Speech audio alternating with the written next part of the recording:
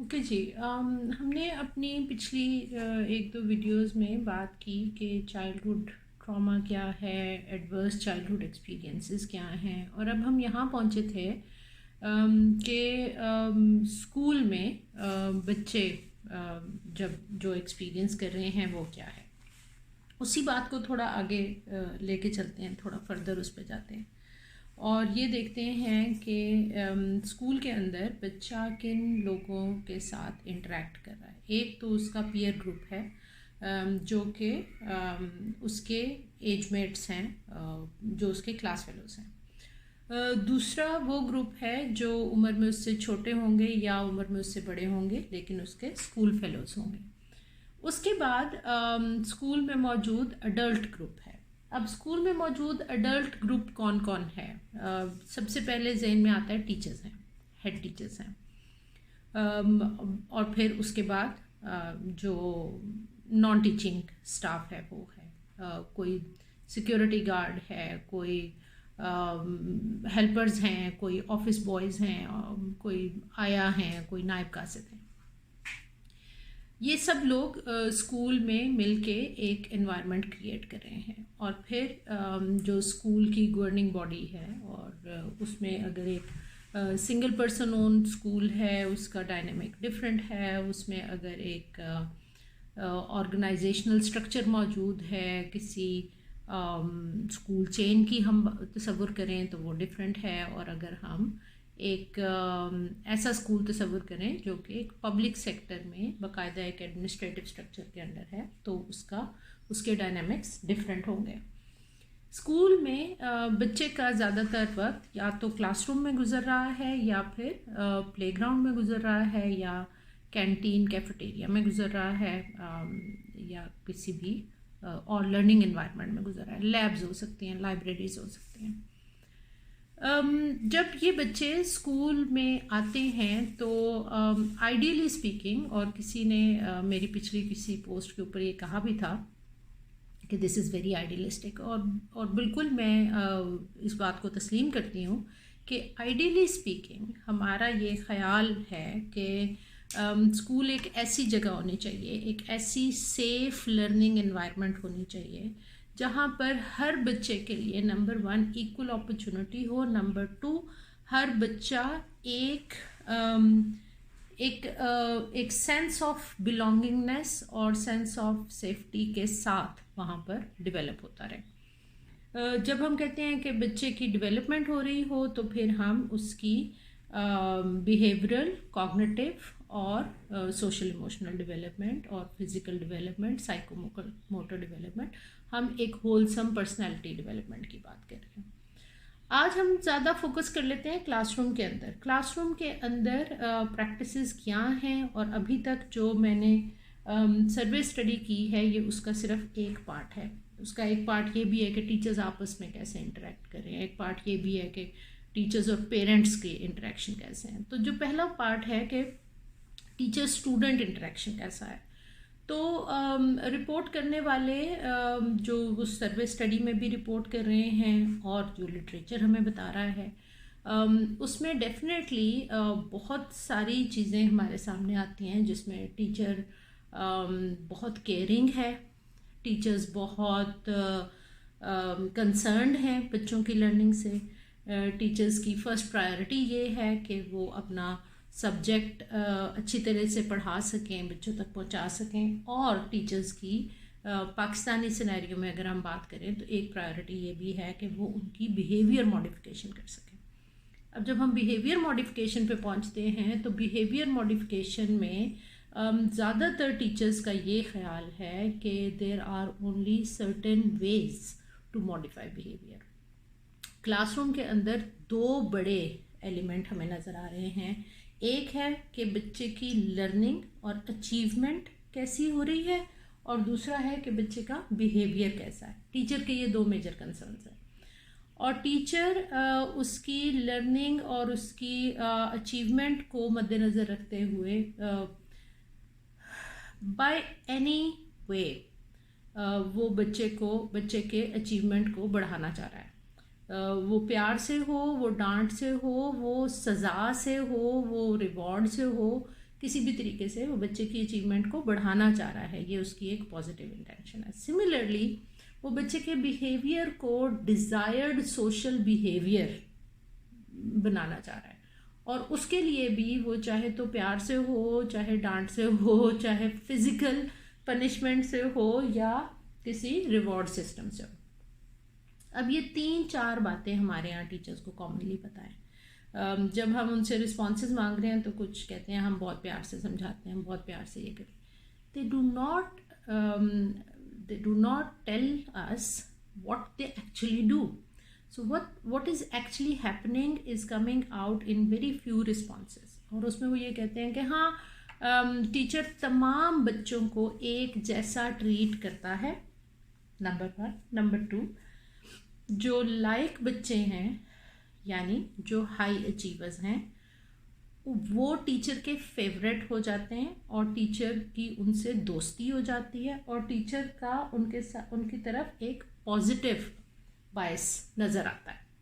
जबकि वो बच्चे जो लो अचीवर्स हैं उनके साथ टीचर के बिहेवियर में दिन ब दिन एक सख्ती और एक करख्तगी आती जाती है, और फिर वो इंसल्ट में बदलती है, और फिर वो बड़ी हार्श लैंग्वेज और बड़ी हार्श टोन में चली जाती है, और फिर वो पनिशमेंट में चली जाती है।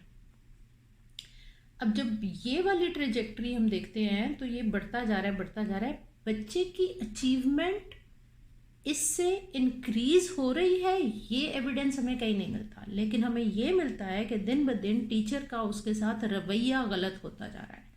कोई टीचर शायद होते हैं जो मौजूद होते हैं और वो उस बच्चे को अभी भी एक प्यार से, एक रिस्पेक्टफुल मैनर से समझाने की, सिखाने की कोशिश कर रहे होते हैं, लेकिन वो जो लो अचीवर्स बच्चे हैं उनकी तरफ ज़्यादातर टीचर्स का एक एग्रेसिव और एक गुस्से वाला एटीट्यूड डेवलप होता चला जाता है, और फिर वो बच्चे लेबल हो जाते हैं, और वो बच्चों के ऊपर ये लेबल लग जाता है कि ये लो अचीवर्स हैं, और पाकिस्तानी सिनेरियो में उसको नालायक कहा जाएगा, नाअहल कहा जाएगा, जो भी कहा जाए। तो फिर आहिस्ता आहिस्ता वो पूरे क्लास के अंदर उन बच्चों के लिए एक पूरा नेगेटिव फिनोमिना जन्म ले चुका है। यानी टीचर्स भी उन पे सख्ती कर रहे हैं, टीचर्स उन पे गुस्सा कर रहे हैं, टीचर उनसे नाला हैं, और बाकी के बच्चे भी इन बच्चों के साथ पॉजिटिवली बिहेव नहीं कर रहे हैं। There are very few students जो इनको हेल्प कर रहे हैं, there are very few students जो इनसे दोस्ती कर रहे हैं। अब ये एक तरह की मार्जिनलाइजेशन है जिसके ऊपर मैं सिर्फ आज बात कर रही हूँ कि वो बच्चा जो, एक तो ये कि उसको कभी किसी लेवल पे उसकी लर्निंग डिफ़िकल्टी को असेस नहीं किया जा रहा, ये आइडेंटिफाई नहीं किया जा रहा कि बच्चा बाकी बच्चों की तरह क्यों नहीं सीख पा रहा, बच्चा मेजॉरिटी बच्चों की तरह हमारी लर्निंग एक्टिविटीज़ में क्यों पार्टिसिपेट नहीं कर पा रहा, वो रिजल्ट्स क्यों नहीं दे पा रहा, वो अचीवमेंट के लेवल्स क्यों नहीं अचीव कर पा रहा। इसके ऊपर डायग्नोस्टिक मेजर कहीं नहीं है, ना कोई डायग्नोसिस है, ना कोई प्रोग्नोसिस है, ना कोई प्रॉब्लम सॉल्विंग स्ट्रेटजी है। सिर्फ एक तरीका पता है टीचर्स को, और वो है सख्ती, और मज़ीद सख्ती, और मज़ीद सख्ती। तो वो अब हम इसको वापस जोड़ते हैं अपनी इनिशियल गुफ्तगू के साथ कि childhood adverse experience. Now this is a huge childhood adverse experience, जिसमें उस बच्चे को ये यकीन होता जा रहा है अपने बारे में कि मैं नहीं सीख सकता, जबकि जो बात हम कहते हैं कि उसकी लर्निंग डिफ़िकल्टी डायग्नोज होती, प्रोग्नोसिस किया जाता, एक एजुकेशनल प्लान उसके लिए बनाया जाता, जिसको हम इंडिविजुअलाइज्ड एजुकेशनल प्लानिंग भी कहते हैं, या ग्रुप एजुकेशनल प्लान्स भी बनते हैं, जिसमें उस बच्चे के लिए लर्निंग एक्सपीरियंसेस री इंजीनियर किए जाते हैं। दोबारा सोचा जाता कि क्लासरूम में ऐसी कौन सी लर्निंग एक्सपीरियंस हो, या घर में हो, या बियॉन्ड क्लासरूम कहीं उसके लिए कोई ऐसा लर्निंग एक्सपीरियंस हो कि ये बच्चा अपने लर्निंग स्टाइल से सीख सके। जब ये नहीं हो रहा तो हो क्या रहा है कि the child is now believing कि मैं नहीं कर सकता, I can not achieve the goals, I fail. और ये जो फेलियर है, ये फिनोमिना बच्चे के सेल्फ इमेज को डैमेज कर रहा है, and the child is believing, the child starts believing in it कि मैं सक्सेसफुल नहीं हो सकता और मैं फेल हो जाता हूँ और मैं अचीवमेंट नहीं कर पाता बाकी बच्चों के लेवल की। इसमें उस गुस्से ने, उस एग्रेशन ने कोई कमी नहीं की उसके इस बिलीफ में, इसको बढ़ावा दिया है। अब हम दूसरे हिस्से पे आते हैं जो है अनडिजायर्ड बिहेवियर्स इन क्लासरूम। बच्चे अनडिजायर्ड बिहेवियर्स कर रहे हैं। अच्छा, हम पूछते हैं कि बच्चे क्या अनडिजायर्ड बिहेवियर्स कर रहे हैं। दो तीन तरह की चीज़ें हमारे सामने आती हैं। बच्चा बहुत टॉकेटिव है, नंबर 1। नंबर 2, बच्चा क्लासरूम में डिस्टर्बेंस क्रिएट करता है। अगर बातें नहीं भी करता तो वो अपनी सीट पे टिक के नहीं बैठता, उठता है, फिरता है, घूमता है, दूसरे बच्चों को छेड़ता है। बच्चा अब्यूजिव लैंग्वेज यूज़ कर रहा है, या बच्चा एग्रेशन शो कर रहा है और वो लड़ता है, मारता पीटता है। ये 3, 4, 5 बड़ी बड़ी कैटेगरीज हमारे सामने आती हैं। अब फिर हम टीचर्स को पूछते हैं कि फिर जब ऐसा हो रहा होता है तो आप क्या कर रहे होते हैं? तो टीचर्स भी इन रिस्पॉन्स गुस्सा ही हो रहे होते हैं। बच्चा भी गुस्सा हो रहा है और टीचर भी गुस्सा हो रहा है। बच्चा अगर गुस्सा नहीं हो रहा है, सिर्फ डिस्टर्बेंस क्रिएट कर रहा है या कुछ, तो बच्चे को उस वक्त ये समझना कि इसको किस तरह की अटेंशन चाहिए, या इसका कोई अटेंशन डिफिसिट प्रॉब्लम है, ये ज़्यादा देर तक हमारे साथ इस तरह की एक्टिविटीज़ में नहीं रह पाता, या इसको पैसिव लर्निंग नहीं चाहिए, इसको एक्टिव लर्निंग चाहिए। कोई भी इस तरह की चीज़ें, एक रेंज ऑफ लर्निंग स्टाइल्स है, एक रेंज ऑफ चाइल्डहुड बिहेवियर्स है, एक रेंज ऑफ पर्सनालिटीज़ है, जिसको अगर हम देखें तो एक क्लासरूम के अंदर एक टीचर के साथ 30, 40 और कई दफ़ा इससे भी ज़्यादा बच्चे मौजूद हैं। मुमकिन ही नहीं हो रहा कि इन बच्चों पर अगेन कोई डायग्नोस्टिक मेजर्स अप्लाई किए जाए, पता किया जाए कि why a child is behaving as per certain codes of conduct, क्यों नहीं कर पा रहा, why the child is not behaving. तो आपको पता चलेगा कि 2 मसाइल हैं। एक तो ये है कि वो जो कोड ऑफ कंडक्ट हमने बनाए हुए हैं और वो जो क्लासरूम डिसिप्लिन के नाम पे हमने रखी हुई हैं चीज़ें, जिसको हमने नॉर्म बनाया हुआ है, वो नॉर्म में भी कहीं गड़बड़ हो सकती है। हमने 7 साल के बच्चे से भी ना वो डिसिप्लिन एक्सपेक्ट किया हुआ है जो हम किसी अडल्ट से एक्सपेक्ट करते हैं। हमने 5 साल से लेके 12 साल की उम्र के बच्चों से वो एक्सपेक्टेशन रखी हुई है।